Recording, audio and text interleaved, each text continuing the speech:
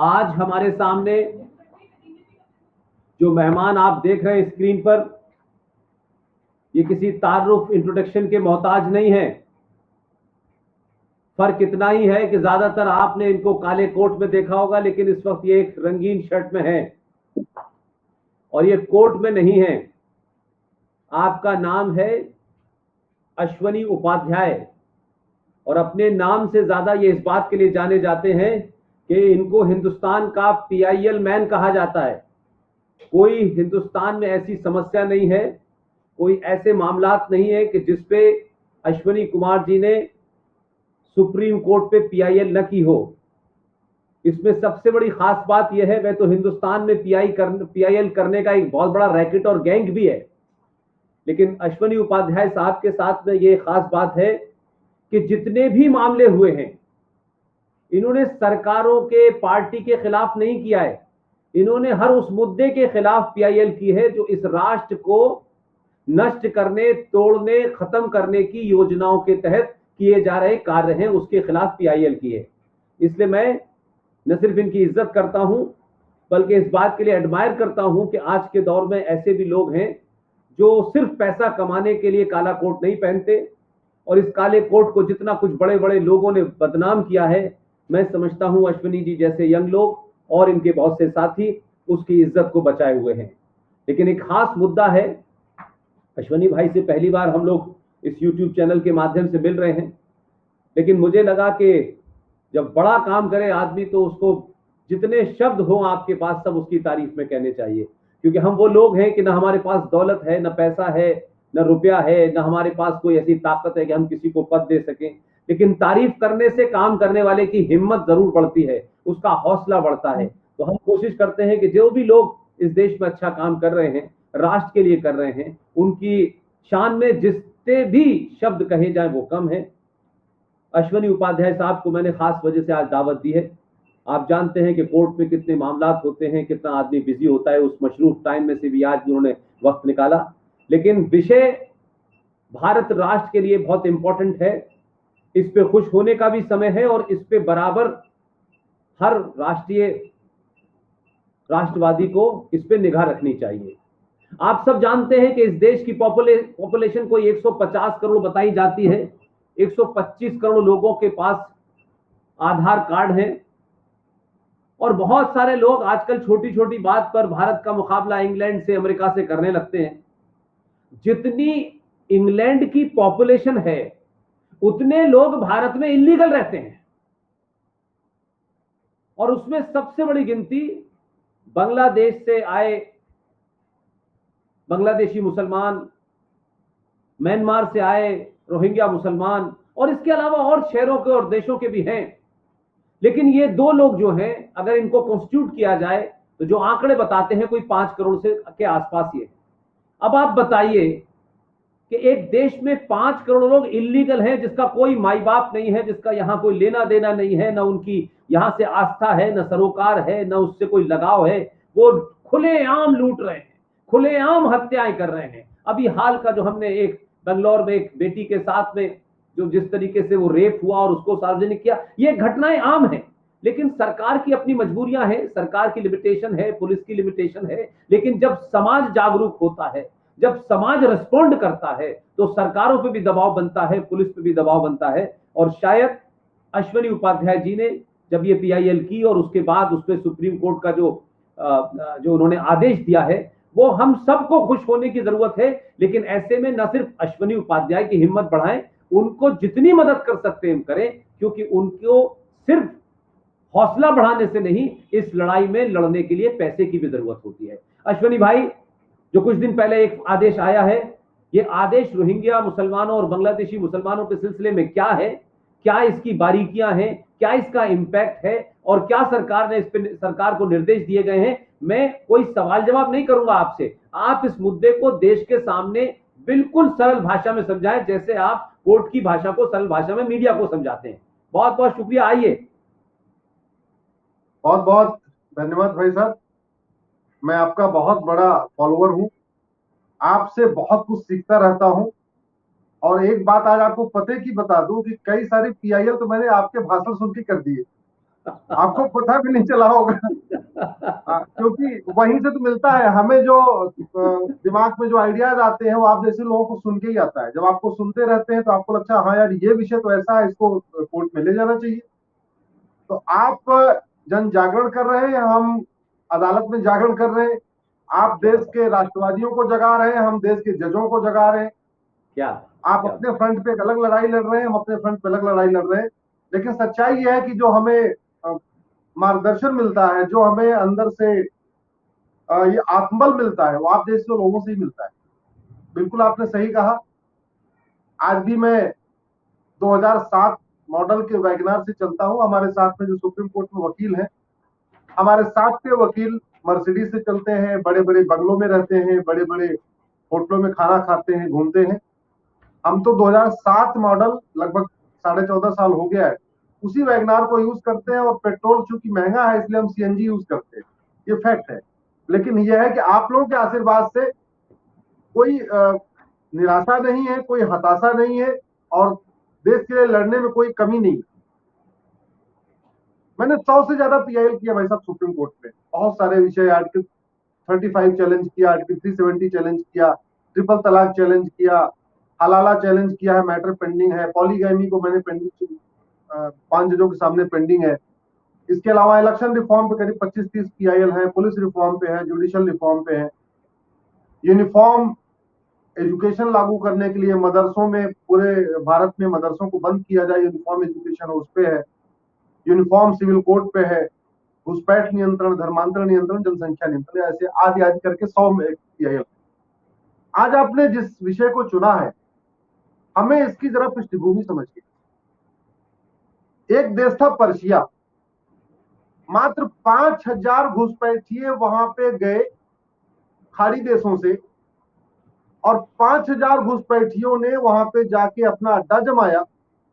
एक वहां मदरसा खोला, फिर 2 मदरसा खोला, फिर 3 मदरसा खोला, और वो पर्सिया 100 साल में ईरान बन गया, 100 साल में मात्र।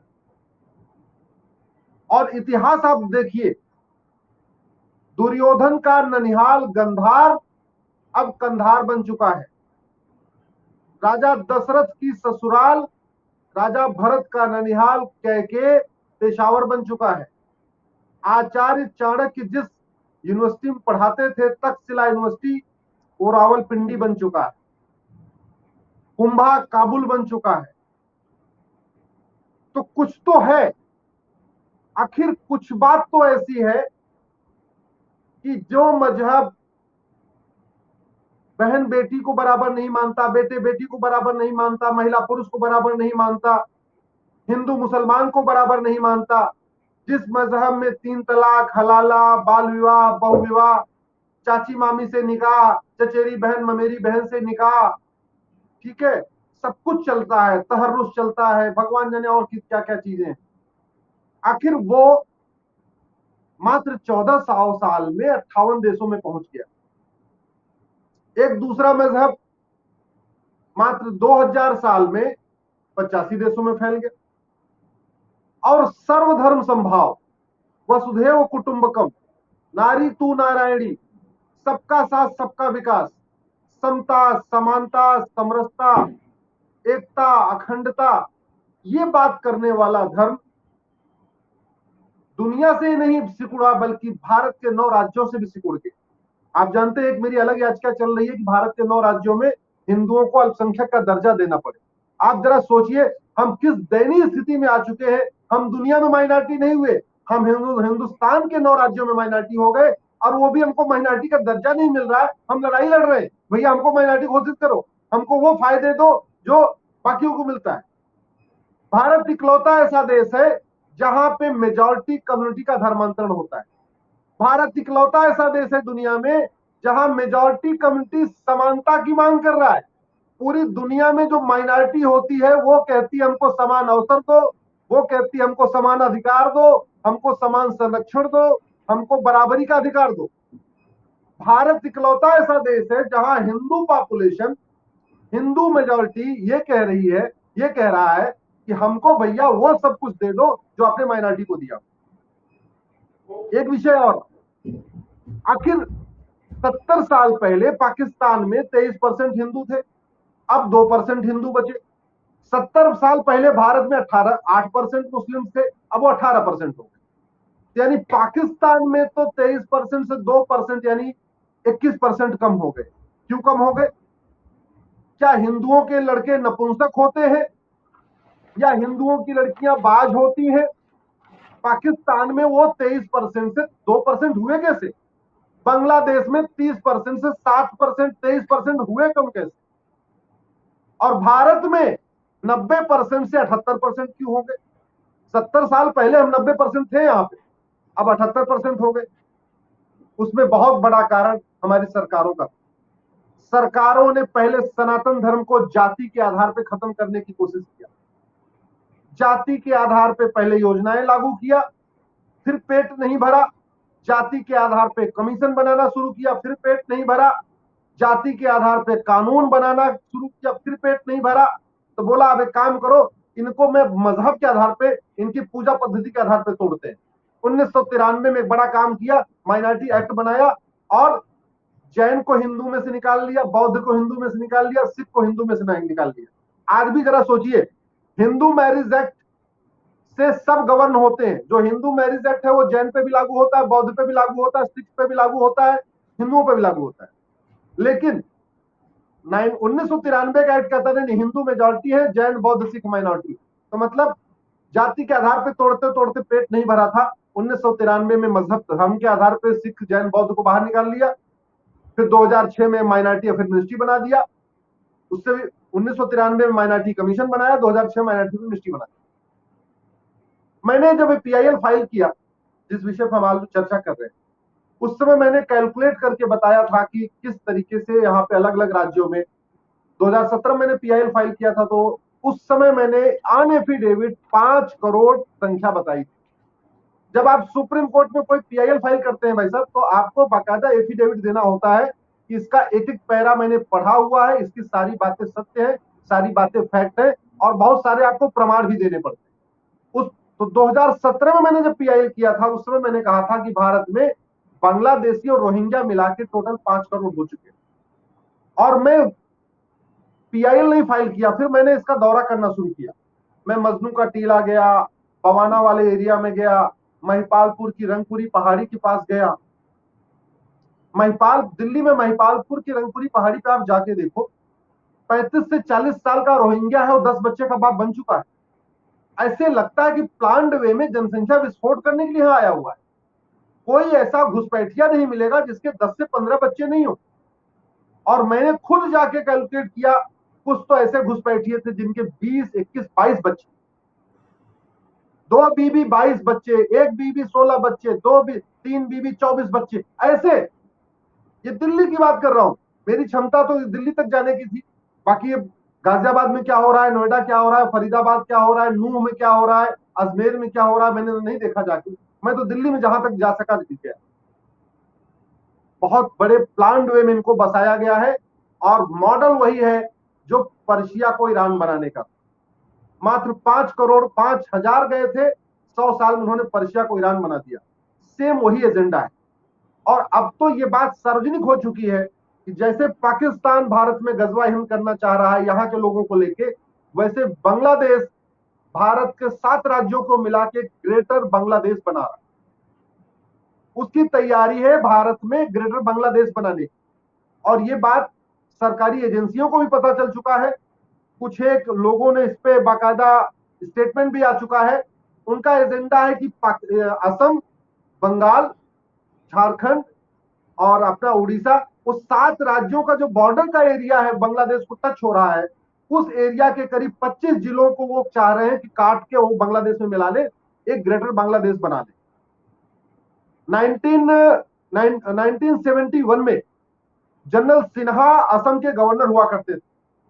उन्होंने इस बात को इंडिकेट किया था अपनी कॉन्फिडेंशियल रिपोर्ट में। वो रिपोर्ट अब सार्वजनिक हो चुकी। 2002 में सर्बानंद सोनोवाल साहब एक्टिविस्ट हुआ करते थे, उन्होंने सुप्रीम कोर्ट में पीआईएल फाइल किया था, और उस पीआईएल में उन्होंने इंडिकेट किया था इस बात को लेके कि बांग्लादेश एक ग्रेटर बांग्लादेश बसाना चाहता है, असम के बॉर्डर के वो 8 जिले अपने में मिलाना चाहता है। सर्बानंद सोनोवाल की पीआईएल पे सुप्रीम कोर्ट में ऑर्डर हुआ कि भाई वहां पे आप छांटना शुरू करिए। और आप जरा सोचिए, बाद में वहां एनआरसी भी लागू हुआ असम में। वो एनआरसी का आदेश आया सुप्रीम कोर्ट का जब बाकायदा सोनोवाल साहब अच्छी पॉलिटिक्स में आ चुके थे। लेकिन नतीजा क्या निकला, जरा सोचिए, हमारे देश के गद्दारों ने क्या नतीजा दिया। इस सरकारी जो बाबू होते इन्होंने क्या किया, असम में घूस लेके उन्होंने घुसपैठियों का आधार बना दिया, घूस लेके उन्होंने घुसपैठियों का राशन कार्ड बना दिया, घूसपैठ लेके उन्होंने फिर ड्राइविंग लाइसेंस बना दिया। तो वहां पे जो घुसपैठ माफिया थे, इतने उन्होंने सिंडिकेट अपना बढ़िया बना लिया था कि घुसपैठियों का राशन कार्ड बन गया, आधार बन गया, वोटर आईडी बन गई, जनधन का खाता भी खुल गया, मुद्रा लोन भी ले लिया, बिजली का कनेक्शन भी ले लिया, मुफ्त का सिलेंडर ले लिया। और जब इतना सारा डॉक्यूमेंट ले लिया तो उन्होंने 4,000 5,000 रुपए दे के जब एनआरसी बनना शुरू हुआ तो रजिस्टर में नाम भी जुड़वा लिया। आपको ध्यान होगा कि अभी हेमंत शर्मा जी ने बोला हम एनआरसी दोबारा कराएंगे। तो घुसपैठ, वो जो एनआरसी फेल हुई असम में, उसका मेन कारण था घूसखोरी, मेन कारण था भ्रष्टाचार। और ये जो घुसपैठिए आ रहे भारत में, ये फ्री में नहीं आ रहे।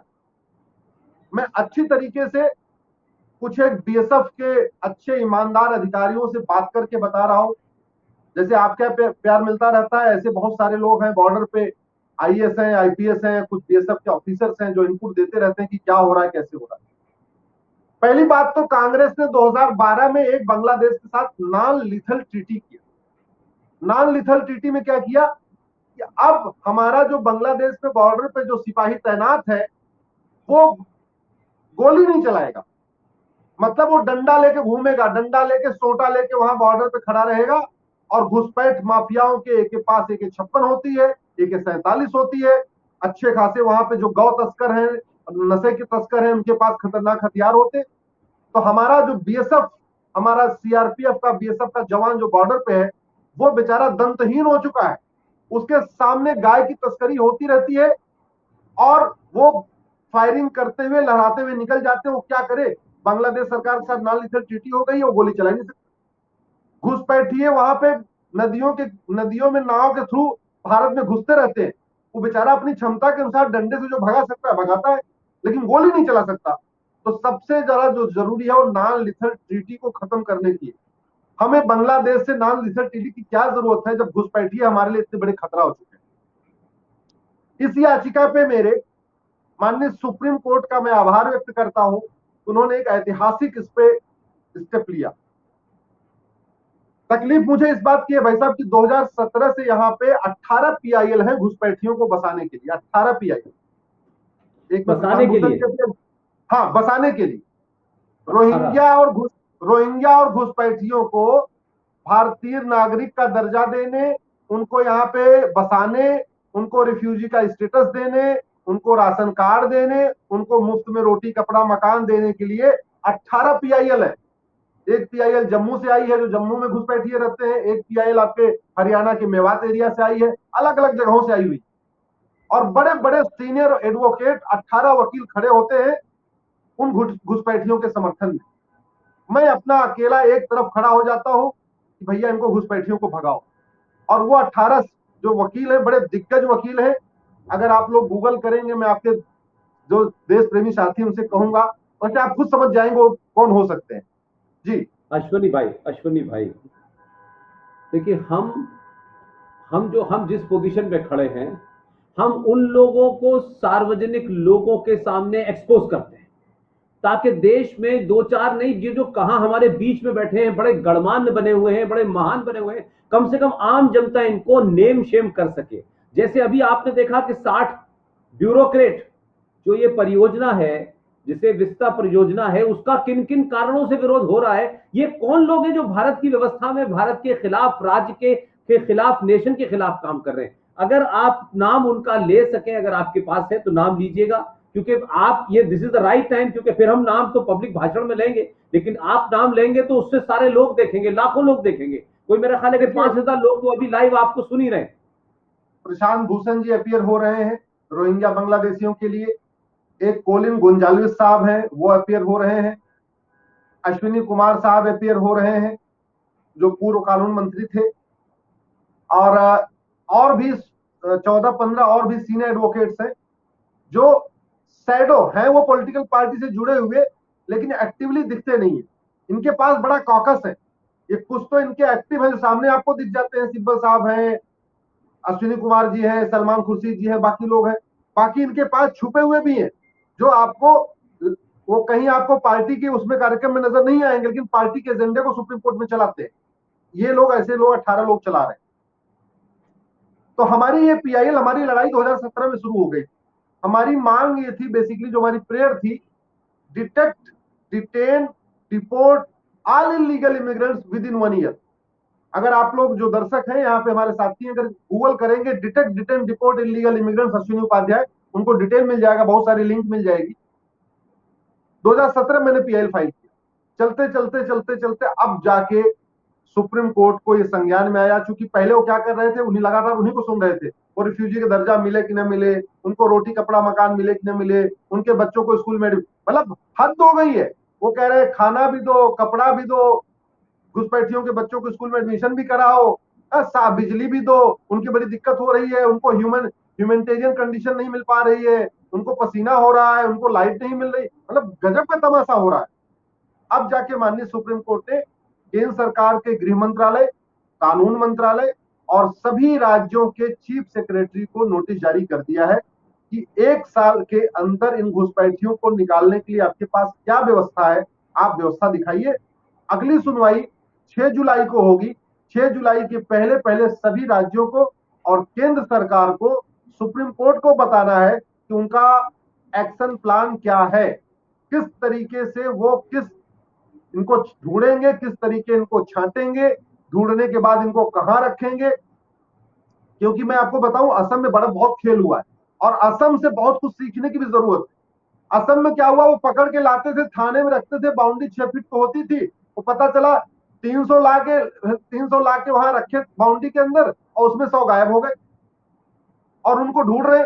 तो पहले ढूंढने में उतनी ऊर्जा जाती है पुलिस की, फिर उनको वापस फिर ढूंढने में उतनी ऊर्जा जाती है। इसलिए मैंने जो पीआईएल किया है उसमें कहा है कि सरकार डिटेंशन सेंटर बना ले, पहले ही उनको लाए, उनको पहले डिटेंशन सेंटर में डाले। एक इनका ड्रामा ये होता है कि वो लेडी प्रेग्नेंट हो गई थी, उसको हॉस्पिटल में एडमिट करो, इसलिए हमने कहा डिटेंशन सेंटर भी लेडीज का अलग होना चाहिए, जेंट्स का अलग होना चाहिए, इनको अलग अलग बंद करो। ये एक साथ रहेंगे तो पता चला इनके हमेशा प्रेग्नेंट बने रहेंगे, इनकी प्रेगनेंसी खत्म नहीं होती है, ये हर साल प्रेग्नेंट हो जाती है, इसलिए इनका डिटेंशन सेंटर भी अलग अलग होना चाहिए। और फिर इनको डिपोर्ट करें। डिटेंशन सेंटर इसलिए मैंने अपनी याचिका में कहा है क्योंकि ऐसा नहीं हो सकता आप पकड़ के लाओ और अगले दिन आपको बांग्लादेश तैयार हो जाए लेने के लिए, अगले दिन आपको म्यांमार लेने के लिए तैयार हो जाए। हो सकता है आपको 6 महीने रखना पड़े, 8 महीने रखना पड़े, लेकिन उनको बाहर मत छोड़िए। ये बाहर चोरी कर रहे हैं, बाहर अपराध कर रहे हैं, बाहर हमारे भारतीयों के हिस्से की रोटी कपड़ा मकान छीन रहे, भारतीयों के हिस्से की रोजी रोटी छीन रहे, रिक्शा चलाने लग गए हैं, बाकी लेबर वाला काम करने लग गए हैं। तो एक तरीके से ये हमारे देश में जो रोजगार हमें भारतीयों को मिलना चाहिए तो रोजगार भी छीन रहे। अपराध तो बढ़ा ही रहे, अपराध तो इनका मेन पेशा है। और ये जहां पे 100-150 हो जाते हैं वहां पे लोगों का पलायन शुरू करा देते हैं। मैं आपको कई ऐसे भी मेरे पास एग्जाम्पल हैं जहां घुसपैठियों ने मजबूर कर दिया भारत के लोगों को पलायन करने के लिए। इतनी गंदगी से रहते हैं, हड्डी फेंक देंगे, रोज वहां बकरा काट काट के गर्दन फेंकते रहेंगे। हिंदू होता है बहुत सॉफ्ट, वो ज्यादा गंदगी बर्दाश्त नहीं कर पाता, वो पलायन करना शुरू कर देता है। आज तक भारत में आपने देखा कभी कोई घुसपैठिया पलायन नहीं करता, लेकिन हिंदू पलायन कर देते हैं। कैराना में भी करते हैं, अलीगढ़ में भी करते हैं, नूरपुर करते हैं, हर जगह करते हैं। एक जो बड़ी समस्या आ गई है इस कोविड काल में, इस कोरोना महामारी का जो सबसे बड़ा फायदा मिला है वो घुसपैठियों को मिला। ये उनके लिए ये आपदा उनके लिए एक अवसर बन गया। हुआ क्या कि केंद्र ने और राज्य ने मुफ्त का राज देना शुरू किया, मुफ्त का राज देना शुरू किया आंख बंद करके, और कुछ राज्यों को इसमें मौका मिल गया। तथाकथित सेकुलर जहां मुख्यमंत्री थे, चाहे वो दिल्ली था, चाहे बंगाल था, चाहे केरल था, चाहे राजस्थान था, चाहे आपका पंजाब था, इन्होंने राशन के साथ साथ भाई साहब उनको राशन कार्ड दे दिया। अब दिल्ली में कोई घुसपैठिया ऐसा नहीं बचा आज की डेट में जिसके पास राशन कार्ड नहीं। तो राशन कार्ड मिल गया, एक डॉक्यूमेंट तो मिल गया। अब उस राशन कार्ड के बेस पे वो 1000 रुपए खर्च करके आधार बनवा लेगा। जब राशन कार्ड और आधार 2 डॉक्यूमेंट हो गए, फिर वो 1000-2000 रुपए खर्च करके एक तीसरा डॉक्यूमेंट क्रिएट करा लेगा, ड्राइविंग लाइसेंस। जब ड्राइविंग लाइसेंस हो गया, आधार भी हो गया, राशन कार्ड भी हो गया, तो बैंक में खाता भी खुलवा लेगा। फिर वो बाकी स्कीम्स को भी क्लेम करना शुरू करेगा। और फिर जब एनआरसी आएगी, तो ये तथाकथित लिबरल गैंग जो सीए के विरोध में था, कहता था कागज नहीं दिखाएंगे, कागज नहीं दिखाएंगे, वो उल्टा कहेगा, अरे इनके पास तो कागज है, इनके पास तो कागज है, आप इनको बाहर कैसे निकालते हो? तो अभी तक जो 2018 में कहते थे कागज नहीं दिखाएंगे, कागज नहीं दिखाएंगे, अब जब एनआरसी आएगी तो ये नहीं कहेंगे कागज नहीं दिखाएंगे, वो कहेंगे हम कागज दिखा रहे हैं, हमारे पास कागज है, अब मुझे आप क्यों निकाल रहे हो? अब ये चेंज आ गया 2018 और 2021, क्योंकि इस कोविड के टाइम में मानवता के आधार पे आंख बंद करके राशन और आंख बंद करके राशन कार्ड बांट दिया गया। कोई घुसपैठिया ऐसा नहीं है जिसके पास राशन कार्ड नहीं। इसका जो समाधान है, सुप्रीम कोर्ट जो करेगा करेगा। 2000 अभी 6 जुलाई को सुनवाई होगी, सुप्रीम कोर्ट देखते हैं अगला क्या फैसला लेता है, राज्य क्या देते हैं। अभी तक किसी का जवाब नहीं आया, केंद्र सरकार का भी जवाब नहीं आया, किसी राज्य का भी जवाब नहीं आया। इसका मतलब ये हुआ उनको हमारी याचिका मंजूर है। लीगल सिस्टम में क्या होता है भाई साहब, जैसे हिंदी में कहते हैं मौनम स्वीकार लक्षणम, वैसे हमारे लीगल सिस्टम में एक डॉक्ट्रिन होती है, उसको कहते हैं साइलेंस इज एक्सेप्टेंस। कि हमने जिसको रिस्पोंडेंट बनाया है, हमने जिसको प्रतिवादी बनाया है, अगर वो हमारी याचिका में काउंटर फाइल नहीं कर रहा है, इसका मतलब उसको हमारी याचिका मंजूर है। अगर हम आपके सामने जितनी बातें कह रहे हैं, आप अगर हमारी बात का विरोध नहीं कर रहे हैं, इसका मतलब आपको हमारी बात मंजूर है। सेम यही सिस्टम आपके कोर्ट में भी चलता है। जैसे मौनम स्वीकार लक्षणम होता है, वैसे साइलेंस इज एक्सेप्टेंस बड़ी वेल सेटल्ड डॉक्ट्रिन है, वो वेल सेटल्ड ज्यूरिस्प्रूडेंस है ये लीगल सिस्टम का।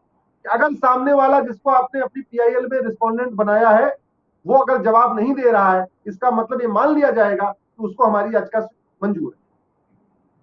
अभी लगभग 3-3.5 महीने बीत गए।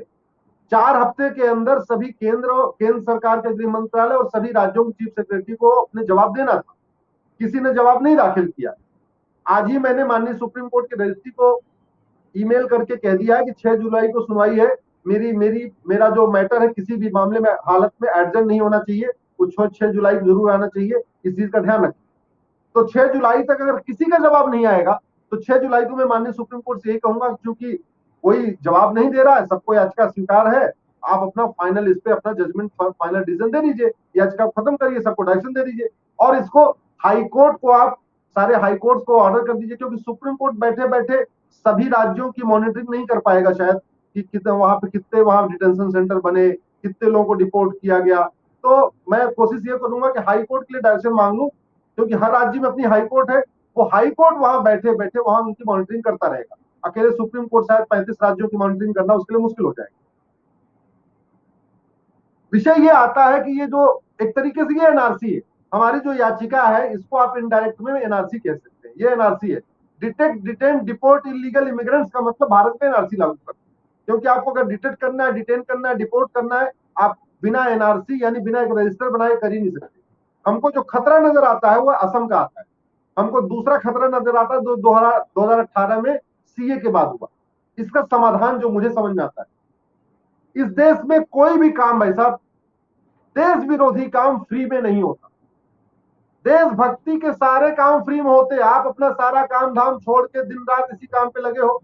मैं भी सुप्रीम कोर्ट में अच्छी खासी जो पैसा कमा सकता था वो काम धाम छोड़ के पीआईएल में लगा हुआ हूं।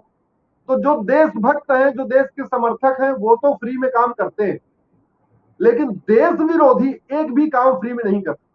मैं कई ऐसे तथाकथित बुद्धिजीवियों को जानता हूं जो बाकायदा 3 से 4 लाख रुपए लेते हैं देश विरोधी लेख लिखने के लिए। कुछ तो वाशिंगटन न्यूयॉर्क टाइम्स में भी लिखते हैं, वाशिंगटन पोस्ट में भी लिखते हैं, सबको पता है वो कौन कौन लोग हैं या लोगी हैं, जो भी है, महिला है या पुरुष, सबको पता।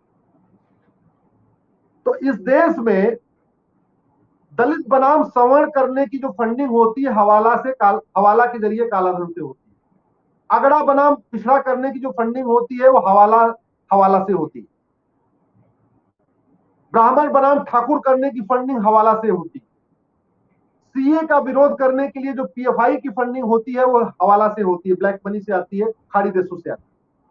इस देश में कट्टरवाद फैलाने की फंडिंग हवाला से होती है, पत्थरबाजी की फंडिंग हवाला से होती है, जमीन जिहाद की फंडिंग हवाला से होती है, मदरसा जिहाद की फंडिंग, जितने भी तरीके के जिहाद हैं सबकी फंडिंग हवाला से होती, काले धन से होती। माओवादियों की फंडिंग काले धन हवाला से होती है, नक्सलियों की फंडिंग हवाला काले धन से होती है, पूर्वोत्तर के अलगाववादियों की फंडिंग हवाला काला धन से होती है। और मैं तो कुछ ऐसे भी लोगों को जानता हूं जो 50-50 हजार रुपए लेते हैं ट्वीट करने के लिए। उनके सोशल मीडिया में अच्छे फॉलोअर हैं, किसी के 7 लाख फॉलोअर हैं, किसी के 8 लाख फॉलोअर हैं ट्विटर पे और फेसबुक पे। वो देश विरोधी ट्वीट करने के लिए भी 50,000 से 1 लाख लेते हैं एक बार ट्वीट करने का। इसलिए जो साथी यहाँ जुड़े हुए हैं, अगर वो सोच रहे हैं कि फला तो बड़ा, वो ये फला पत्रकार तो हमेशा देश विरोधी काम करता है, फला आदमी देश विरोधी काम करता है, तो अच्छी तरीके से समझ लीजिए वो फ्री में नहीं करता, उसको पैसा आता है। इस देश में कोई एक भी देश विरोधी ऐसा नहीं है जिसके पास काला धन नहीं है, बेनामी संपत्ति नहीं है, आय से अधिक संपत्ति नहीं। मैं सोल्यूशन की तरफ आ रहा हूं क्योंकि सुप्रीम कोर्ट का ऑर्डर मिल जाएगा, मुझे 90% पूरा फुल कॉन्फिडेंस है। पहले ऑर्डर हो चुका है, फाइनल ऑर्डर भी मिल जाएगा हमें कि हाँ भैया ठीक है एनआरसी लागू करो, अब इनको भगाओ। लेकिन जो खतरा हमको है वह असम एनआरसी फेल कैसे, उस पर हम बात करते हैं। इस देश में जो जितने भी देश विरोधी काम है सबकी फंडिंग हवाला के जरिए होती है, ब्लैक मनी से होती है। कुछ एक लोगों को तो बाकायदा एनजीओ बना रखा है, एफसीआरए उन्होंने ले रखा है, एफसीआरए उनका एनजीओ रजिस्टर्ड है। उनको पश्चिम देशों से, यूएस से, यूके से, यूरोप कंट्रीज से बड़ी मात्रा में फंडिंग होती है। कुछ एक ऐसे लोग जिन्होंने एनजीओ नहीं बनाया है उनको खाड़ी देशों से होती है। और एक नया मॉडल आपको बताना चाहूंगा, शायद बहुत कम लोगों को पता होगा, एक नया मॉडल ब्लैक मनी का निकल आया है खाड़ी देशों से। हमारे यहां जो लोग बाहर नौकरी करते हैं उनको इनकम टैक्स रिटर्न फाइल करने की जरूरत नहीं होती। अब वो अरब में, कुवैत में, कहीं पे वो नाई है, धोबी है, बाल काटता है, कपड़ा प्रेस करता है, पंचर बनाता है, जो कुछ करता है, वो उसको जो तनख्वाह मिलती है उसको अपने इनकम टैक्स में दिखाने की जरूरत नहीं। तो हो क्या रहा है, उसकी तनख्वाह मान लीजिए कुवैत में 1,000 रियाल, यानी साल के 12,000 रियाल। अब उसको 12,000 रियाल के बदले उसको 20,000 रियाल दिया जा रहा है। उसको करना क्या है कि सारा का सारा पैसा अपने बैंक में ट्रांसफर करना है, 12,000 रियाल अपना रख लेगा, 8,000 रियाल उसको बता दिया जाएगा कि फला की मस्जिद में जाके तुम्हें पहुंचा देना। ये जो एक्स्ट्रा उसको 8,000 रियाल मिला है उसको इंडियन करेंसी में चेंज करके फला मदरसे पे पहुंचा देना है, उसको सब वहीं से गाइडेंस हो जाएगा। ये एक ऐसा मॉडल है जिसपे सरकार भी कुछ नहीं कर पा रही है, क्योंकि पैसा वो पूरी तरीके से व्हाइट में आ रहा है, काला धन है वो काला धन, लेकिन बाकायदा बैंक के थ्रू आ रहा है और लीगलाइज होके आ रहा है। क्योंकि उसको कितनी तनख्वाह मिलती है, कितनी नहीं मिलती है, इससे सरकार से कोई लेना देना नहीं। वो जो नाई वहां पे दाढ़ी बना रहा है, बाल बना रहा है जाके दुबई में, उसको 1,000 रियाल मिलता है या 2,000 रियाल मिलता है, सरकार से कोई लेना देना नहीं। अब वहां से वो 1,000 रियाल भेजे या 2,000 रियाल भेजे अपने अब्बू के खाते में, उससे सरकार से कोई लेना देना नहीं। अब वहां से डायरेक्शन आ गया, भैया 1,000 रियाल तुम्हारा, जो शेष 500 रियाल है इसको तुम फला मौलवी को पहुंचा दो, फला मदरसे में पहुंचा दो, फला मस्जिद में पहुंचा दो, हो गई बात। ये मॉडल चल रहा है भारत में और बहुत बड़े मात्रा में सरकारी एजेंसियां भी कुछ नहीं कर पा रही इस मामले में, कुछ कर ही नहीं सकती है। ये हमें सोचने की जरूरत है क्या करना। दूसरा, इस देश में आप जब तक इस देश में घूसखोरी नहीं बंद करेंगे, काला धन नहीं बंद करेंगे, तब तक आप देश विरोधी एक्टिविटीज को कंट्रोल नहीं कर पाएंगे। जैसा मैंने आपको पहले बताया, हर एक एक्टिविटी ब्लैक मनी से हो रही है, हवाला के जरिए हो रही, काले धन से हो रही। आप 50,000 रुपए से महंगी प्रॉपर्टी को आधार से लिंक कर दीजिए, 50,000 रुपए से महंगी संपत्ति को आधार से लिंक कर दीजिए। 2018 में माननीय प्रधानमंत्री जी ने कहा भी था करने के लिए, मुझे समझ में नहीं आ रहा अभी तक वो क्यों डिले हो गया। और इस पे मेरी पीआईएल भी चल रही है कि 50,000 रुपए से महंगी संपत्ति को आधार से जोड़ा जाए। जिस दिन ये काम होगा तो दिल्ली में सरकार को बैठे बैठे पता चल जाएगा कि बंगाल के बॉर्डर पे किस व्यक्ति के पास कितनी प्रॉपर्टी है, उसकी डेली महीने की इनकम कितनी है और वास्तव में उसके पास संपत्ति कितनी है। जब आपने बेनामी संपत्ति आधार के थ्रू पकड़ लिया, फिर सरकार उसको नोटिस दे के पूछ सकती है, भैया ये तू कमाता तो सब साल के 4 लाख रुपए,